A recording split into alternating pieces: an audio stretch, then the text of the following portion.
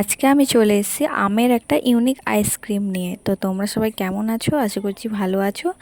তো আমার চ্যানেলকে যারা এখনও সাবস্ক্রাইব করনি তারা সাবস্ক্রাইব করে দিও, আর ভিডিওটা শেষ পর্যন্ত দেখো, ভালো লাগলে লাইক কমেন্ট করে দিও। তো আমি প্রথমেই আমের মুখটাকে কেটে নিয়ে এবার আমের ভিতরে যে আটিটা আছে আর কিছুটা শাঁস বের করে নেবো একটা বাটিতে। তো আমি এটা চামচে করে বের করে নিচ্ছিলাম। প্রথমে ছুরি দিয়ে বার করছিলাম, তো হচ্ছিল না বলে চামচে করে করলাম। দেখো ভিতরটা ফাঁপা হয়ে গেছে।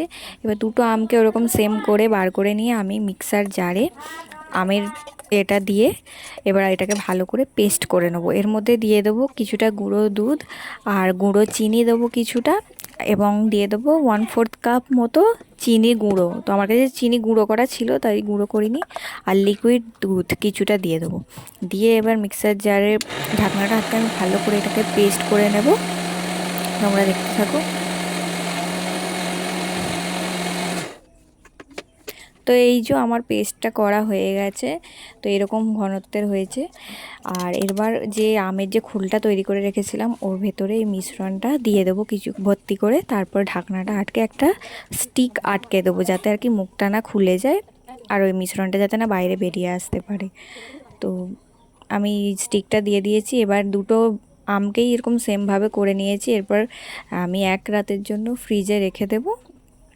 এক রাতে না রাখলেও 6 থেকে 8 ঘন্টা মিনিমাম রাখতে হবে। তো আমি ওভারনাইটই রেখেছিলাম। আর কিছুটা আমার মিশ্রণ বেঁচে গিয়েছিল বলে আমি একটা টিফিন কৌটোতেও বসিয়ে দিয়েছিলাম। তো আমি ওভারনাইট আইসক্রিমটাকে ফ্রিজে রাখার পর এবার বার করে এনেছি। তো আমের যে খোসাটা আছে ওটাকে ছাড়িয়ে নিতে হবে। তো আমি ভালো করে আমের খোসাটাকে ছাড়িয়ে নিচ্ছি, তোমরা দেখতে থাকো। তো খোসাটা ছাড়ানো হয়ে গেলে পিস পিস করে কেটে নিতে হবে আইসক্রিমগুলোকে। তোমরা দেখতেই পাবে আমি কিভাবে করছি।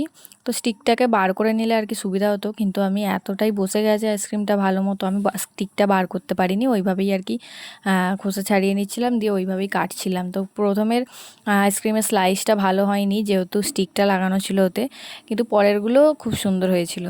তো দেখো এই যে আমি প্রথমটা কেটে নিয়েছি, ওই স্টিকটার জন্য ভেঙে গিয়েছিল। তো এইটা খুব সুন্দরভাবে কাটা হয়েছে। তো তোমরা দেখো কেমন লাগলো অবশ্যই একটা কমেন্ট করে জানিও। এই যে আমার আইসক্রিম পুরো রেডি, আর খেতেও দুর্দান্ত হয়েছিল। তোমরাও চাইলে বাড়িতে একবার ট্রাই করতে পারো, ঘরে থাকা উপকরণ দিয়েই হয়ে যাবে।